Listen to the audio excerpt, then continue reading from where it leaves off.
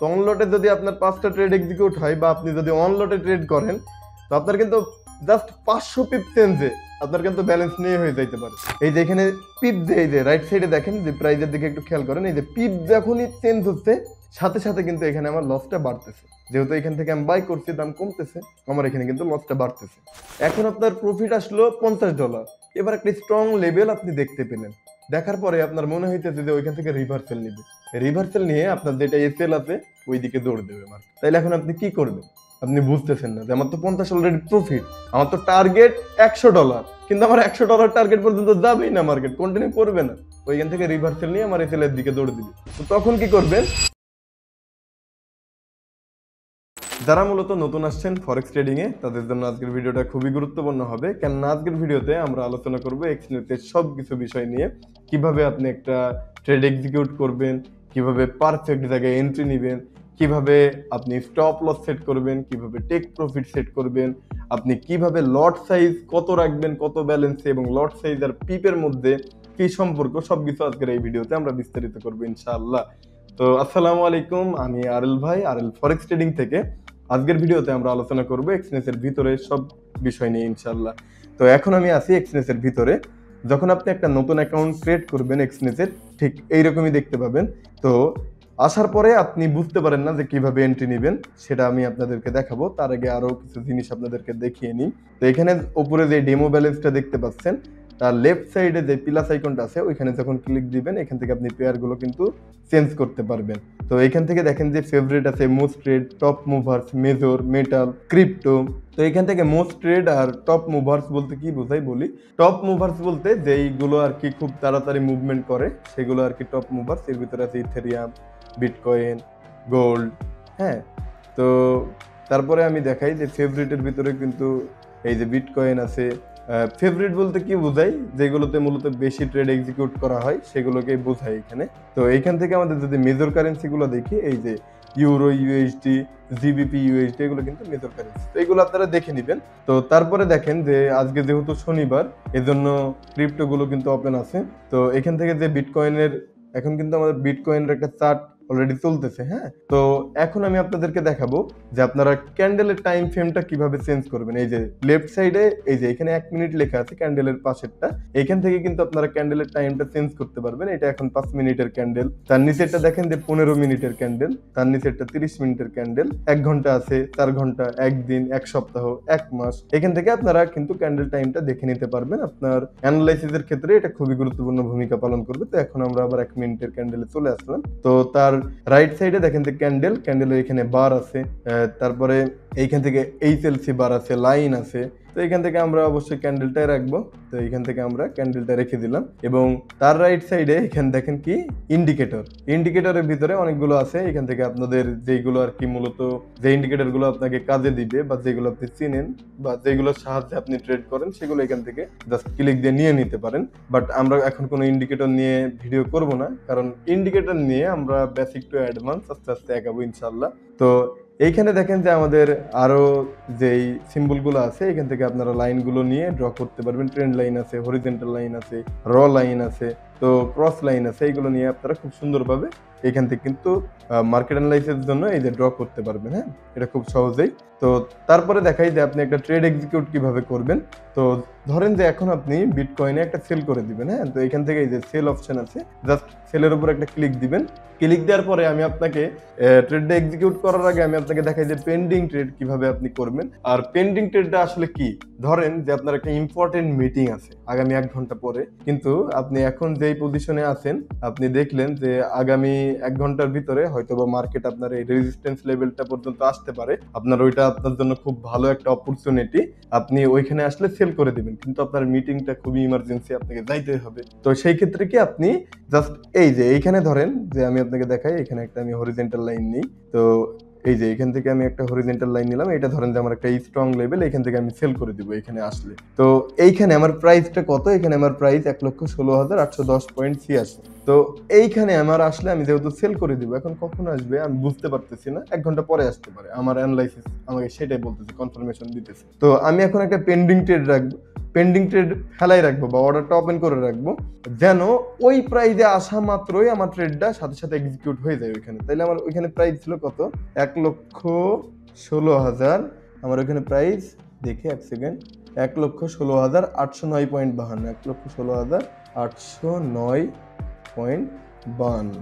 এই যে এইখানে আপনার কিন্তু এই যে পেন্ডিং লেখাটা উঠছে, অর্থাৎ কি আপনার এইখানে যখন মার্কেটটা আসবে সাথে সাথে এখান থেকে কিন্তু সেল হয়ে যাবে। তো তারপরে আমি আপনাদেরকে দেখাই যে এইখান থেকে যে টেক প্রফিট তার উপরে ভলিউমটাকে, এটা হচ্ছে আপনার লট, আপনি কত লটে ট্রেড নেবেন।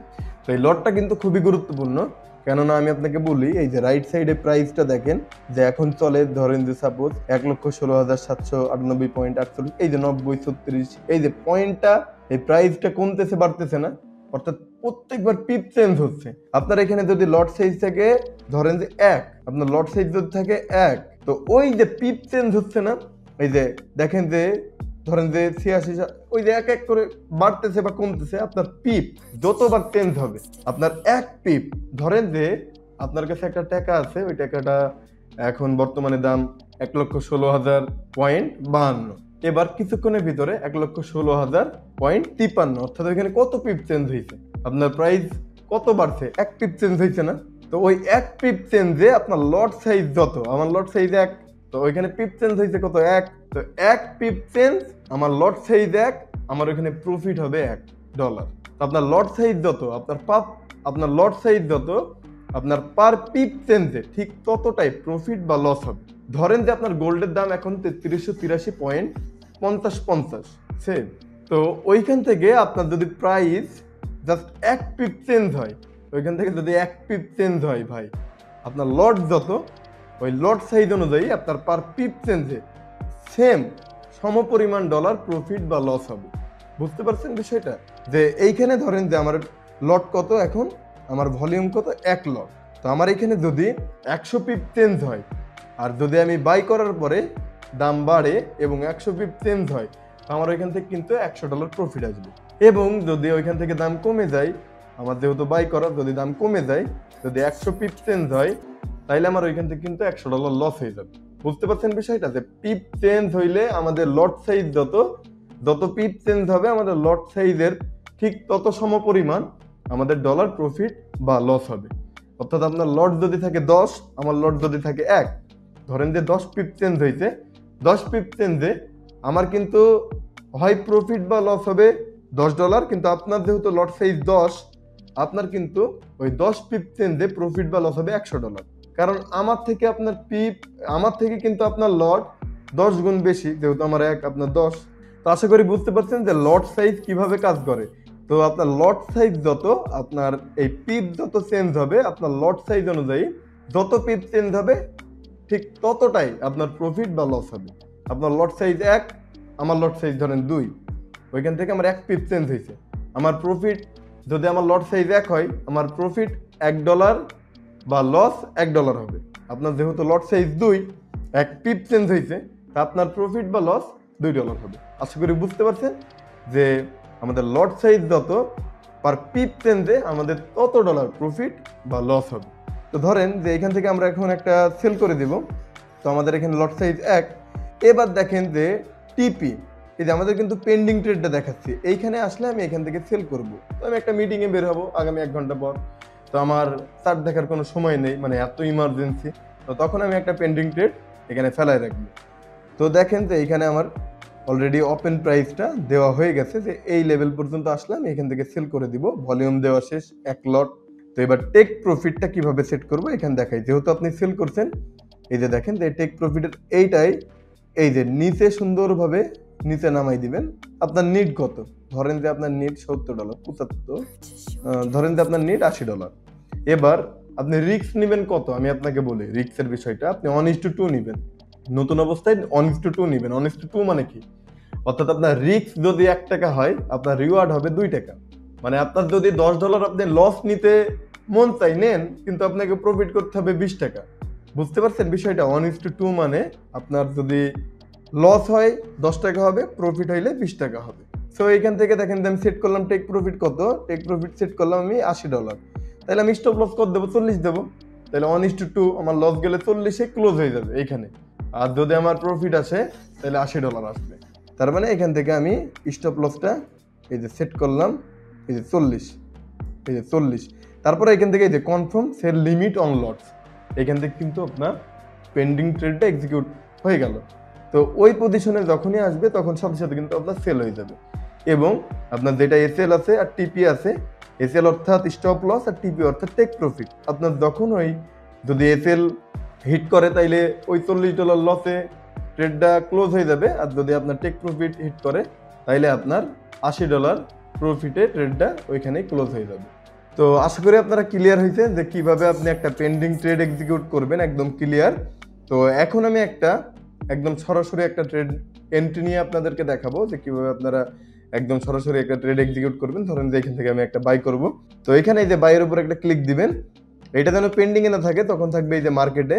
তো এইখান থেকে দেখেন যে ভলিউম আমার অন লটই থাকবে, লট আর পিপের বিষয়টা কিন্তু বুঝাইছি। আপনার যদি অ্যাকাউন্টে ডলার থেকে 500 আর আপনি যদি অন লটে ট্রেড করেন, তো দেখা গেল যে এখানে মাল্টিপল ট্রেড করলেন 5টা 0.2 লটে, তাহলে কিন্তু অন লট। তো অন লটে যদি আপনার 5টা ট্রেড এক্সিকিউট হয় বা আপনি যদি অন লটে ট্রেড করেন, তো আপনার কিন্তু জাস্ট 500 পিপ চেঞ্জে আপনার কিন্তু ব্যালেন্স নিয়ে হয়ে যাইতে পারে। সো এই লট সাইজ খুবই গুরুত্বপূর্ণ। আপনার যদি মিয়া থাকে $500, আপনি এখান থেকে কত নেবেন? আপনি 0.05 নেবেন বা 0.10 নেবেন, এনাফ আপনার জন্য, আর দরকার নেই। এর থেকে বেশি লট নেওয়ার কোনো প্রয়োজন নাই। তো এইখান থেকে ধরেন যে আমার ব্যালেন্স এখন $10,000, তো এখান থেকে আমার লট সাইজ 1, তো এইখান থেকে আমি টেক প্রফিট, আমি ওই যে 1:2 যেটার কথা বললাম, যে এইখান থেকে যেহেতু আমি বাই করব, দেখাই যে এইখান থেকে আমার টেক প্রফিটটা আমি রাখলাম এখন $100, এই যে $100 রাখলাম।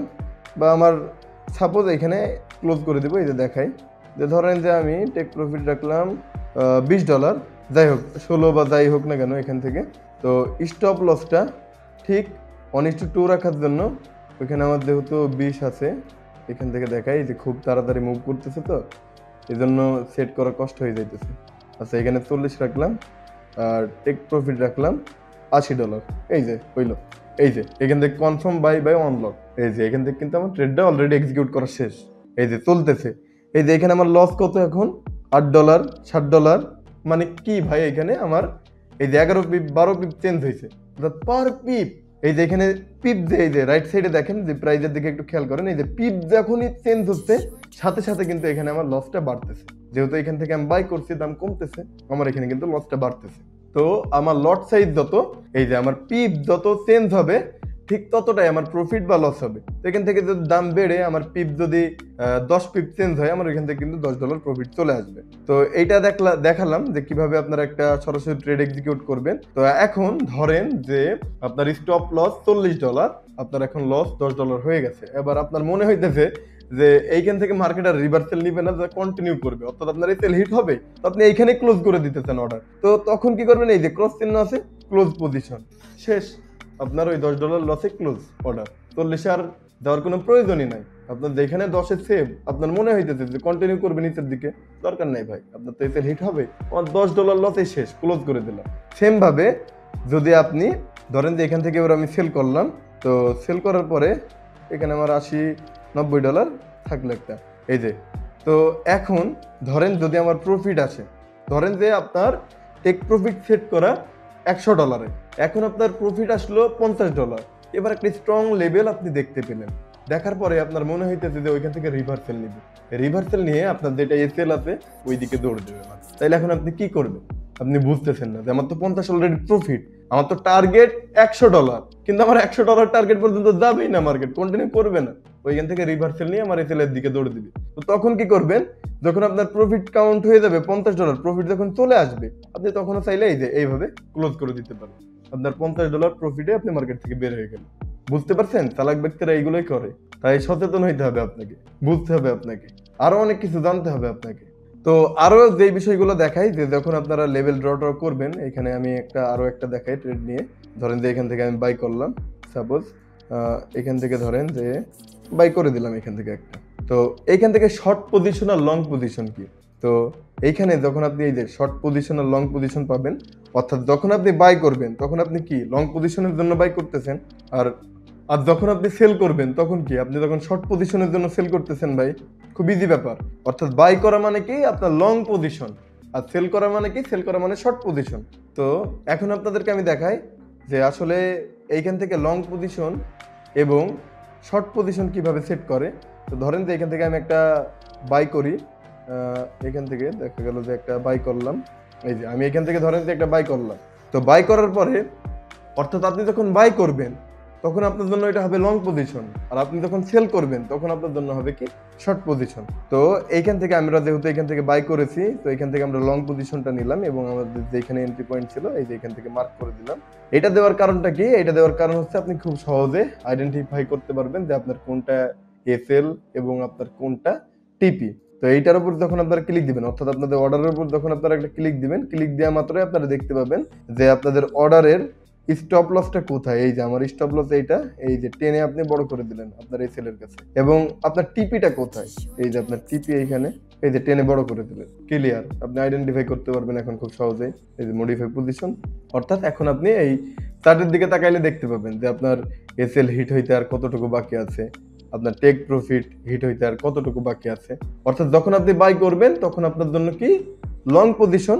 এবং এটা ক্লোজ করে দিই, যদি এখান থেকে ধরেন যে আমি সেল করলাম, তো আমার সেল করা মানে কি এখান থেকে আমার শর্ট পজিশন হবে। এই যে তখন এখান থেকে আপনি এই যে শর্ট পজিশনটা নেবেন, এইখানে দাঁড়ান আগে এটা ডিলিট করে দিই। তখন জাস্ট এই যে এইটা এখানে আপনার এন্ট্রি পয়েন্টে নিলেন, নেওয়ার পরে আপনার অর্ডারের উপর একটা ক্লিক দিবেন। এখান থেকে খুব সুন্দরভাবে এই যে আপনার টেক প্রফিটের এখানে সেট করে দিলেন, আর এইটা আপনার স্টপ লসে সেট করে দিলেন। তাইলে কি আপনি খুব সুন্দরভাবে আইডেন্টিফাই করতে পারবেন আপনার এসএল হিট হইতে বা আপনার টিপি হিট হইতে আর কতটুকু বাকি আছে। বুঝতে পারছেন যে সেল করা মানে কি, ওইখানে আমরা নেব শর্ট পজিশন, আর যেখানে আমরা বাই করেছি ওইখানে আমরা নেব কি লং পজিশন। তো আজকের ভিডিওতে আশা করি আর কোনো কিছু আপনাদের বাকি নেই বোঝানোর মতো। খুব সহজে আশা করি আপনারা বুঝতে পারছেন যে কিভাবে আপনারা এন্ট্রি নেবেন, কিভাবে আপনারা ট্রেড এক্সিকিউট করবেন। আরও একটা বিষয় বলি বোনাস টিপস হিসাবে, যে আপনারা যখন এন্ট্রি নেবেন আপনারা কোন কনফার্মেশনের উপরে নিচ্ছেন, আপনাদের এন্ট্রি পয়েন্টটা যেন খুব ভালো হয় সেই দিকে লক্ষ্য রাখবেন।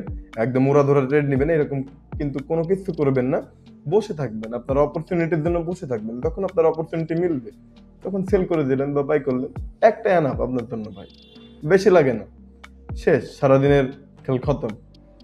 বুঝতে পারছেন যে কি বিষয় আপনাদেরকে বুঝালাম।